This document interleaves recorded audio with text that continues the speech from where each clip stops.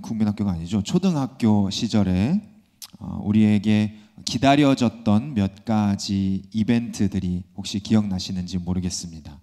몇 가지가 있죠. 우리가 학교를 다닐 때 굉장히 손꼽아 기다렸던 날들이 있습니다. 운동회, 그리고 학예회, 또 특별히 소풍이 있었습니다. 모든 어린이들이 고대하는 특별한 날들이죠. 이 날들이 다가오면 순수한 어린아이들일수록 계속해서 그 날을 기대하며 들뜨는 경향이 있습니다. 온종일 부모님이나 또 만나는 친구들이나 어른들 곁에 앉아서 자신이 기다리는 그 날에 관한 이야기들을 늘어놓곤 하죠. 그날이 온다는 것이 얼마나 설레며 또 자신이 그날을 얼마나 기대하고 있는지, 또 그날의 날씨는 어떠할 것이며 그날에 무엇을 하고 싶은지 귀엽게도 누가 물어보진 않았지만 옆에서 조잘거리는 그 이야기를 듣고 있으면 이 아이가 그날을 얼마나 기대하고 소망하고 있는지를 아주 쉽게 알 수 있습니다. 이처럼 기다리고 소망하는 그날이 다가오면 다가올수록 우리의 마음은 점점 더 설렘으로 가득해집니다. 그리고 완벽한 그날을 위해 미리 준비하고 또 점검하는 태도를 가지게 되죠. 모든 일상이 그날을 기대하는 소망을 향하게 되는 것입니다. 소풍이 다가오면 다가올수록 아이들은 그 날짜를 꼽으며 부모님을 귀찮게 합니다. 그날 무슨 도시락을 싸줄 것인지, 그날 자기가 입고 갈 옷은 무엇인지, 자기가 메고 갈 가방은 무엇이며 신발은 뭘 신어야 될지, 아주 사소하고 조그만한 일들로 부모님을 자꾸 건드리고 괴롭히며 옆에서 쉴 새 없이 조잘거리는 아이들의 모습을 보면서 우리는 때로는 귀찮기도 하지만 그 아이들이 이 날을 정말 기다리고 있구나라는 것을 또 한편 생각할 수 있게 됩니다. 우리의 어린 시절에는 소풍이나 운동회가 그런 것이었는데 어른이 되고 보니 그보다 훨씬 더 크게 느껴지는 한 날이 있었습니다. 우리 모두가 기대와 설렘과 부푼 소망으로 떨며 맞이했던 바로 그 날이죠. 일생일대의 중요한 날, 바로 결혼식입니다. 지금 웃으시는 분들은 막상 결혼 생활을 하고 보니 그게 그렇게 중요했나 싶었던 생각을 하고 계신 분들일지도 모르겠습니다만은 한번 돌이켜 보십시오. 우리에게 결혼식이 중요하게 여겨졌던 이유는 무엇입니까? 앞으로 남은 우리의 모든 삶이, 우리의 모든 생활이 그날로부터 완전히 바뀌기 때문입니다. 그 날만 기다리는 것이 아니라 그 날로부터 변화하는 모든 순간이 있다는 것을 알기 때문에 그날이 훨씬 더 기다려지고 기대되고 부푼 소망을 안고 그날을 기다려왔던 것이죠. 전에는 혼자서 나의 마음대로 행하던 삶이 이제는 옆에 선 배우자, 인생의 동반자와 모든 것을 함께 나누며 또 상의하며 대화하고 존중함으로 사는 삶으로 변하는 것이 바로 그날, 그 일로부터 시작되기 때문에 그날은 더욱 신중하고 조심하고 중요하게 여겨져야 하는 것입니다. 과연 결혼식 날짜가 다가올수록 그 중요성 때문에 그 누구든지 그 날에 초점을 맞춘 채로 생활을 하게 될 것입니다. 안 하던 운동을 하고요. 또 턱시도와 드레스에 맞는 몸을 유지하기 위해 식단을 조절하기도 하겠죠. 또 멋지고 아름다운 모습으로 그날에 참여하기 위해서 규칙적인 생활을 하게 될 것입니다. 일상생활의 전반적인 부분을 그날, 그 결혼식에 중점을 맞추어 살아가게 된다는 것입니다. 그때만큼은 주변 모든 사람들이 우리의 그런 생활 패턴을 이해해 줍니다. 잘 가던 회식도 결혼식을 준비하고 있는 사람들한테는 양해가 되고요. 같이 나눠 먹는 간식도 그 사람한테만큼은 이거 먹어도 되느냐고 물어보게 되죠. 뭔가 사줘야 되는 분위기에도 결혼식에 돈 많이 쓰는 것 같으니 당신은 돈을 내지 말아라 라고 양해를 해주기도 하고요. 또 여러 가지 이유들로 인해서 그 사람들만큼은 시간들을 좀 빼주는 경향까지 생겨나게 됩니다. 우리 모두가 그날을 기대하고 있는 자들의 소망이 어떠한지를 잘 알고 있기 때문입니다. 그래서 그때만큼은 모든 것에 있어서 먼저 배려와 양해를 받을 수 있게 되는 것입니다.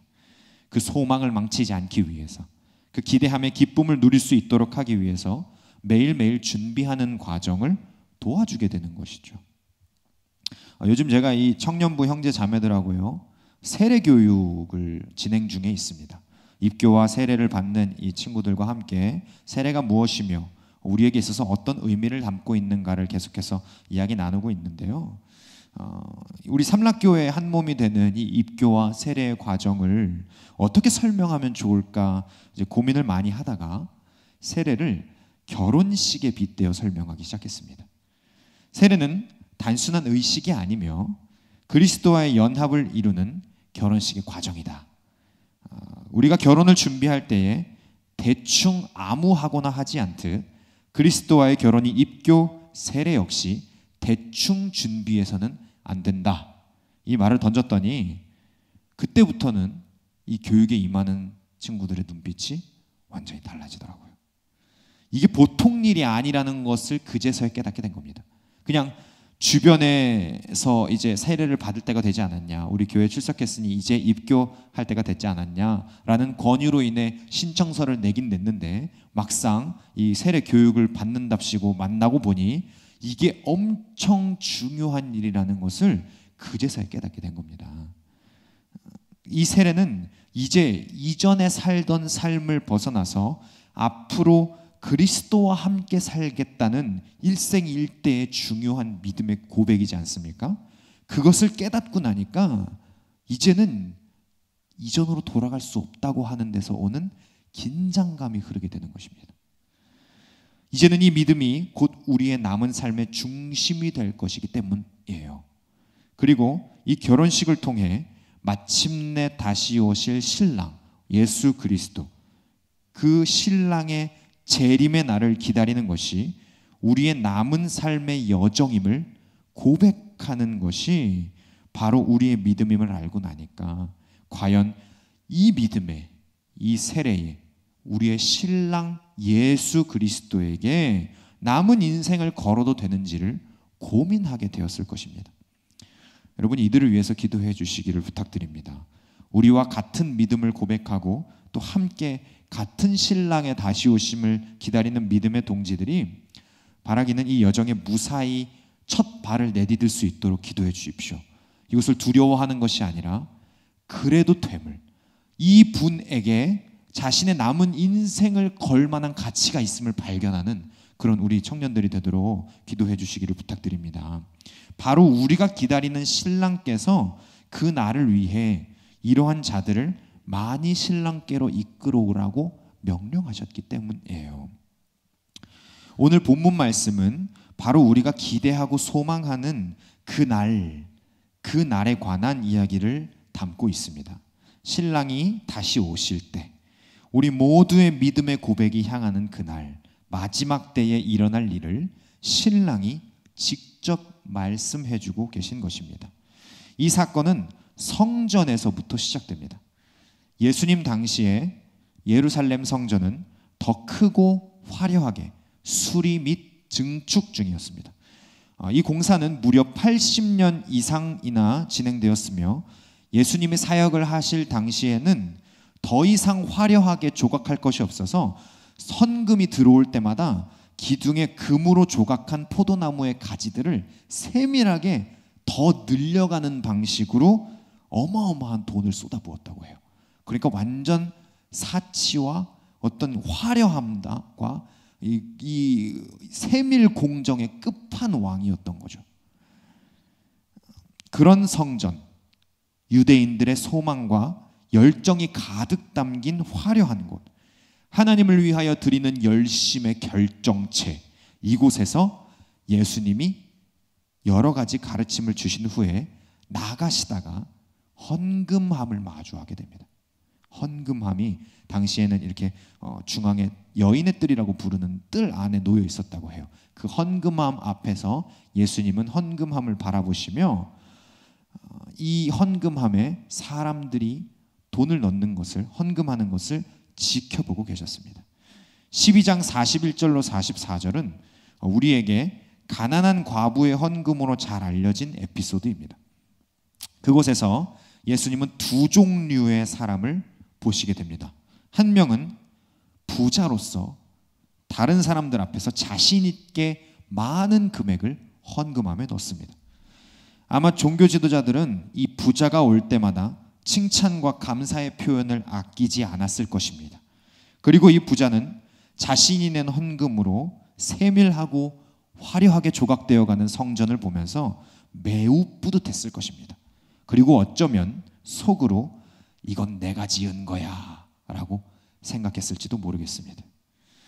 인간이란 자신이 참여한 일의 결과가 잘 되면 잘 될수록 마치 자기 덕분에 그 일이 된 것처럼 생각하는 경향이 있기 때문이죠. 예수님은 이 장면을 지켜보고 계셨습니다. 그런데 이번에는 반대로 가난한 과부가 두 렙돈의 적은 금액을 헌금함에 넣는 것이었습니다. 두 렙돈은 오늘날 우리의 화폐 단위로 계산하면 약 1,000원 정도가 됩니다. 앞선 부자가 실제로 많은 헌금을 낸 것에 비하면 가난한 과부의 금액은 정말 보잘것없습니다. 그러나 과부의 삶의 형편에서 보자면 이것은 그녀의 생활비의 전부였습니다. 예수님은 액수가 아닌 생활비를 하나님 앞에 내어드린 과부의 마음을 보셨죠. 그 과부가 헌금을 내면서 마치 자기의 돈으로 성전이 화려하게 지어졌다는 태도를 보일 수 있었을까요? 이 과부가 두 렙돈을 헌금함에 넣으면서 내가 이 성전을 지었어 라고 하는 어떤 자존감을 가져갈 수 있었을까요? 아마도 그렇지 않았을 것입니다. 오히려 반대였겠죠. 이 적은 금액이라도 보잘것 없더라도 하나님 나라를 소망하는 마음으로 드린 이 생활비가 하나님 앞에 합당하게 쓰여지기를 바랬을 것입니다. 적은 금액이지만 그럼에도 불구하고 감사한 마음으로 하나님 나라를 향하여 이 돈을 드립니다 라는 아주 겸손한 태도를 유지할 수밖에 없었을 것입니다. 그리고 그 기대와 소망의 믿음을 보신 예수님 말씀하시죠. 이 가난한 과부는 헌금함에 넣는 모든 사람보다 많이 넣었도다. 액수가 많다는 말씀이 아닙니다. 무엇을 바라고 무엇을 소망하는 마음으로 준비하며 넣었는가, 어떠한 믿음으로 하나님 앞에 자신의 기대함을 드렸는가가 예수님께는, 하나님께는 훨씬 중요했던 것입니다. 부자는 비록 많은 액수를 헌금하여 성전의 화려함을 더했는지는 몰라도 도리어 자신이 그 성전의 주인 행세를 하며 하나님의 영광을 방해했을 것입니다. 우리는 이런 부자들의 행동에 사실 더 많은 관심을 쏟게 됩니다. 그것이 우리의 현실이고요, 이 앞에서 말씀하고 있는 저의 알량한 태도입니다. 그것이 사실 우리가 가지고 있는 죄악의 본성이라고 말할 수가 있겠습니다. 더 많은 액수, 더 화려한 것, 더 좋아 보이는 것들을 우리에게 선물해주고 또는 보이는 자가 더 신경과 관심을 많이 받게 되는 것이 어쩌면 우리가 살고 있는 이 시대의 흐름일지도 모르겠습니다. 그러나 사랑하는 여러분, 예수님은 우리에게 그러한 태도를 적나라하게 바라보게 만드십니다. 이는 이 12장 39절에서 40절에 예수님의 말씀의 그 근거를 찾을 수 있습니다. 이렇게 말씀하십니다. 회당의 높은 자리나 잔치의 윗자리, 대접을 받는 자들을 삼가라. 그들은 과부의 가산을 삼키며. 맥락 안에서 이 가난한 과부의 헌금은 생활비를 다 헌금으로 드리느냐, 네가 없는 와중에서도 돈을 하나님 앞에 내어드릴 수 있느냐 없느냐의 이야기를 하는 게 아닙니다. 그녀가 믿음과 소망으로 낸 헌금은 악한 지도자들 또는 부자들에 의해 삼켜져서 자신들이 주인 행세를 하려는 성전의 외적인 화려함을 드러내는 일에 사용됐다는 거예요. 그것을 바로 예수님 바로 앞절에서 설명하고 계신 것이죠. 그러나 예수님은 과부의 헌금의 액수나 그 사용 용도가 아니라 비록 시대적 상황에 삼켜져 버렸을지라도 그녀가 바라고 소망했던 그 믿음을 하나님이 받으셨다고 약속하고 계신 거예요. 그리고 그녀의 믿음을 제자들에게 가르치셨습니다. 그리고 바로 다음 13장에 오늘 우리가 읽은 본문이 등장합니다. 이 맥락 안에서 오늘 본문을 한번 살펴보자고요. 성전에서 나오자마자 이 장면을 보자마자 그리고 나서 제자들은 방금 예수님이 말씀하신 과부의 믿음을 싹 잊어버립니다. 예수님이 그 믿음을 보라고, 액수와 화려함이 아니라 그 믿음을 하나님이 받으셨다는 사실 자체를 보라고 말씀하신 지 불과 얼마 지나지 않아서 성전을 나오자마자 제자들은 예수님께 이렇게 말합니다. 예수님, 이 건물들을 보십시오. 이 화려한 돌들을 보십시오. 대단하지 않습니까? 하나님이 이거 정말 기뻐하실 만한 성전의 모습이 아닙니까? 너무 아름답고 너무 화려하고 너무 좋은 이 성전, 예수님 보시기엔 어떠십니까? 라고 질문합니다. 그들의 생각은 당시 유대인들의 전반적인 기대와 소망을 반영합니다. 그들이 기대하고 소망했던 것은 거대하고 화려하고 하나님 보시기에 아주 최상급의 성전의 영광과 그곳에 임하실 메시아의 위엄 있는 외적 모습이었습니다. 모든 사람들이 따를 만한 지도자로서의 카리스마가 가득한 그런 메시아를 그들이 기대했기 때문에 그 믿음에 부응하기 위해서 성전 역시 점점 더 화려해져 갔던 것이죠. 그러나 이미 임하신 메시아, 모든 사람들이 따라야 사는 메시아는 그런 그들의 기대에 완전히 찬물을 끼얹어 버리시는 거예요. 우리 13장 2절 말씀을 함께 읽어보도록 하겠습니다. 함께 읽습니다. 시작. 예수께서 이르시되 내가 이 큰 건물들을 보느냐 돌 하나도 돌 위에 남지 않고 다 무너뜨려지리라 하시니라. 아멘. 제자들은 충격을 받았습니다. 메시아를 모실 성전이니 하나님께서 마지막 때까지 굳건하게 지키시고 더 화려하게, 더 좋게, 더 영광스럽게 만들어 가실 거라고 믿었는데 정작 이 땅에 내려오신 메시아는 성전이 완전히 무너질 것이라고 말씀하시는 거예요. 예를 들면 이런 것입니다. 하나님이 기뻐하실 것이라고 우리가 무언가 일을 잘 만들어 놓고 완성시켜 놓았는데 하나님은 사실 그 일에 관심이 없으셨다고 말씀하시는 그 사건이 지금 벌어진 겁니다. 제자들 눈앞에서요. 너무 충격이 왔죠.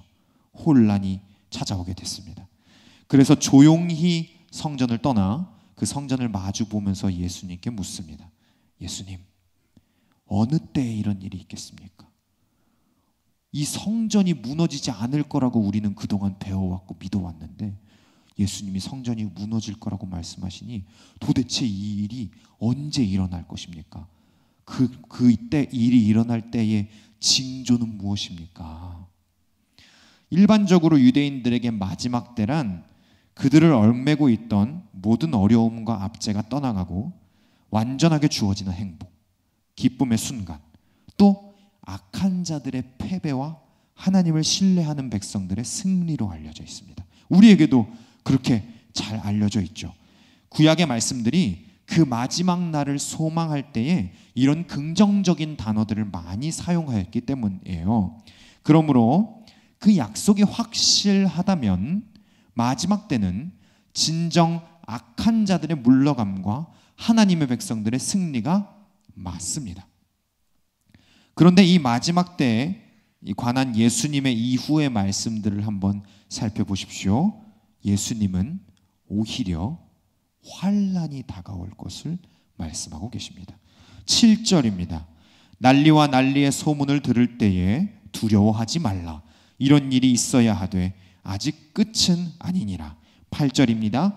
민족이 민족을, 나라가 나라를 대적하여 일어나겠고 곳곳에 지진이 있으며 기근이 있으리니 이는 재난의 시작이니라. 9절, 너희는 스스로 조심하라. 사람들이 너희를 공회에 넘겨주겠고 너희를 회당에서 매질하겠으며 나로 말미암아 너희가 권력자들과 임금들 앞에 서리니 이는 그들에게 증거가 되려 함이라.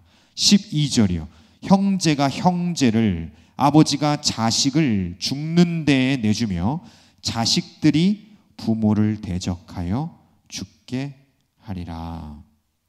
여러분, 여기서 승리가 보이십니까? 여기서 악한 자들의 패배와 하나님 백성들의 기쁨과 완전한 승리가 보이세요? 여기서 행복이 보이십니까? 만약 그렇다면 정말 대단한 믿음의 소유자이신 거예요.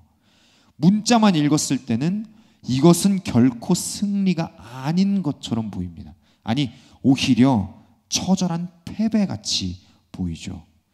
완전할 것 같았던 성전이 돌 위에 돌 하나도 남지 않고 무너지며 전쟁과 기근과 재난과 지진이, 복음을 전하는 이들이 회당에서 매질을 당하고 형제가 형제를 죽이며 아버지가 자식을 죽이며 자식이 부모를 대적하는 일이 일어나는 것은 아주 끔찍한 결말입니다. 누구도 이러한 마지막을 바라지는 않을 거예요. 그러나 예수님은 이런 일들이 일어나는 것이 선하신 하나님의 뜻이라고 말씀하고 계시죠. 분명히 구약의 선지자들은 하나님을 신뢰하는 백성들에게 마지막 때는 최후의 승리를 보장하는 것이라고 가르치고 약속하였습니다. 그것은 하나님께로부터 비롯된 말씀이며 악한 자들의 패악을 그치게 하는 완전하신 하나님의 능력이 나타나 모든 것을 온전하게 돌려놓겠다는 영원한 약속이었습니다. 그렇다면 하나님의 약속이 거짓말이었던 것입니까?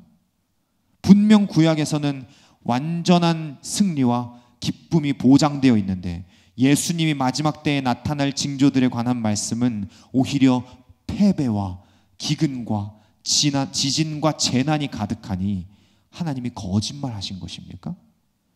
아니면 예수님이 그 약속을 잘못 이해하고 계신 것입니까? 그렇지 않습니다.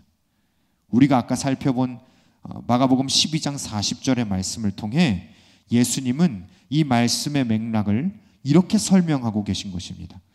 너희가 지금 하나님께 예배한다고 생각했던 방식으로 오히려 너희를 예배하며 과부와 약한 이들의 가산을 삼키며 만들었던 성전, 도시, 회당, 심지어는 잘못된 가정, 이 모두가 마지막 때에 무너져야 하는 악한 것이다. 하나님의 말씀은 과연 신실하고 정확합니다. 악한 자들을 무너뜨리시고 심판하는 약속은 아주 정확하게 이루어질 거예요. 하나님의 백성들이 기쁨과 행복으로 승리한다고 하는 그 약속은 반드시 이루어질 것입니다. 다만 우리가 옳다고, 우리가 보기에 선하다고 생각했던 것이 과연 하나님 보시기에도 그러한가? 이것이 문제입니다. 그러므로 마지막 때에 징조가 보일 때 제자들은 반드시 다시 생각해야만 했을 것입니다. 과연 이것이, 이 화려해 보이는 것이 하나님을 위한다고 생각했던 이 일이 진정 하나님 보시기에 옳은 일인가? 그때의 악한 자들은 하나님의 백성들을 죽는 자리에 넘겨줄 것입니다. 병든 가정은 스스로를 파괴하며 과부의 가산을 삼킨 화려함은 반드시 무너져 내릴 것입니다. 그때에 죽음에 넘겨진 믿는 자들은 생각할 것입니다. 아, 이로써 예수님의 말씀이 옳다는 것이 입증되었구나. 내가 이 날을 기다려왔다. 사랑하는 우리 삼락의 성도 여러분, 그렇다면 우리는 어떻게 해야 하겠습니까? 난리와 난리 소문이 나고 전쟁과 기근이 일어나고 세계 곳곳에서 믿는 자들을 핍박하거나 잡아 죽는 데 넘겨주며 병든 가정이 서로를 파괴하는 일들, 사실은 이 일들은 우리가 뉴스만 틀면 새삼스럽지 않게 볼 수 있는 일들입니다. 아주 오래전부터 그래왔고 지금도 일어나고 있는 일들이죠. 예수님 부활하신 이래로 사실 이런 일들은 끊임없이 반복되고 있습니다. 그렇습니다. 우리는 지금 마지막 때의 징조가 보이는 시대에 살고 있는 것입니다. 하나님은 계속해서 우리에게 그날이 다가오고 있음을, 마침내 마지막 날이 반드시 올 것임을 이 징조들을 통해서 가르쳐 주고 계신 것입니다. 그러므로 우리는 세계 곳곳에서 일어날 것인 이 징조들을 볼 때마다 우리의 마지막을 기대하고 소망하는 마음으로 반드시 질문해야 합니다. 나는 지금 어느 편에 서 있는가? 우리가 지금 하나님을 위한다고 하는 그 일들이 진정 하나님께서 기뻐하실 만한 일들인가? 내가 지금 하나님을 섬기며 하나님 기쁘시게 한다고 하는 이 행동이 진정 하나님 보시기에 옳은 일인가? 나는 지금 하나님 편에 서 있는가? 이것을 반드시 물으셔야 합니다. 누구에게요? 이 말씀을 우리에게 주신 우리와 동행하시는 성령님께 물으셔야 한다는 거예요. 자신의 기대와 소망을 하나님 앞에 내어드리길 주저하지 않았던 과부처럼 헌금의 문제가 아니라 마지막 때를 준비하는 자신의 믿음을 액수에 따라서 부끄럽게 여기지 않고 하나님 앞에 기쁨으로 드렸던 그 과부의 마음을 한번 생각해 보십시오. 비록 그 과부의 가사는 악한 이들에게 삼켜져 버렸을지라도 그녀의 믿음만큼은, 그 소망과 기대만큼은 하나님께서 기뻐 받으셨다고 예수님이 증언하고 계시잖아요. 우리의 믿음이 이와 같기를 소망합니다. 그 과부의 믿음을 생각할 때 우리는 큰 교훈을 얻을 수 있습니다. 그 교훈은 12장 13절에 예수님의 말씀으로 정리됩니다. 제가 12장 13절 말씀을 읽어드리겠습니다. 또 너희가 내 이름으로 말미암아 모든 사람에게 미움을 받을 것이나 끝까지 견디는 자는 구원을 받으리라. 13장 13절입니다. 우리 다시 한번 이 13장 13절의 말씀을 같이 한번 읽어보겠습니다. 시작. 또 너희가 내 이름으로 말미암아 모든 사람에게 미움을 받을 것이나 끝까지 견디는 자는 구원을 받으리라. 아멘. 과부는 믿음으로 자신의 삶을 끝까지 견디어내었습니다. 마침내 하나님께서 그를 돌보실 것이라는 기대와 소망을 품고 자신의 생활비일지언정, 그것이 삼켜질지언정 믿음으로 하나님 앞에 하나님 나라에 사용되기를 소망하며 기대함으로 자신의 헌금을 내어드렸습니다. 비록 그 헌금이 악한 일에 사용되었을지라도 하나님은 그녀의 믿음을 받으셨습니다. 우리가 비록 우리의 삶의 자리에서 미약하고 미육하며 열매가 나타나지 않는 것처럼 오래 걸리는 그 일들에 하나님이 우리를 보내셨을지라도 우리가 이 일을 생각함으로 끝까지 견디어내면 마침내 우리의 기대와 소망을 받으시는 하나님께서 끝날 그 마지막 때 우리를 반드시 칭찬하실 줄로 믿습니다. 3월 우리 삼락교회는 매일을 주일로 세팅하라라는 주제를 새기며 함께 나아갑니다. 매일을 주일로 세팅하라는 것은 월화수목금토 주일 내내 교회에 와서 살라는 얘기가 아닙니다.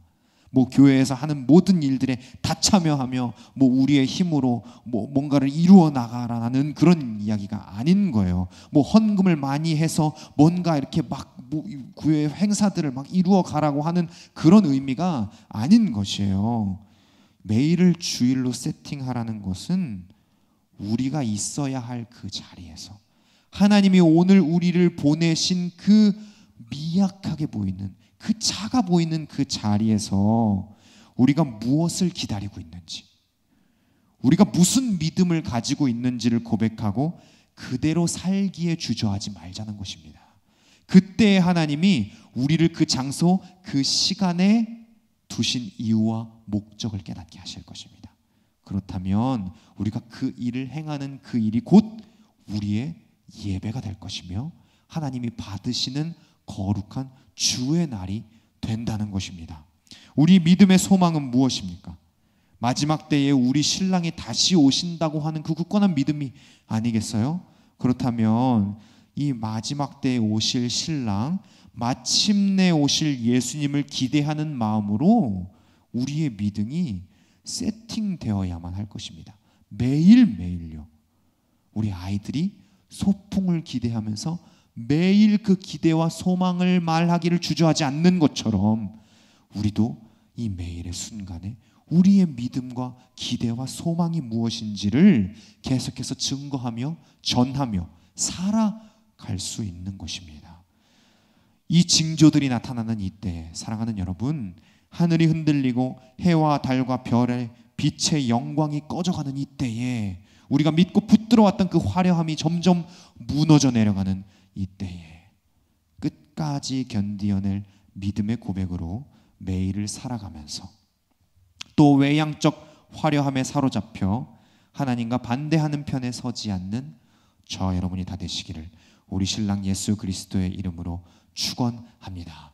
우리의 매일을 주일로 살아가는, 우리의 매일을 기대한 우리의 믿음의 소망을 증언하며 사시게 되는 저와 여러분이 다 되시기를 예수님의 이름으로 축원합니다.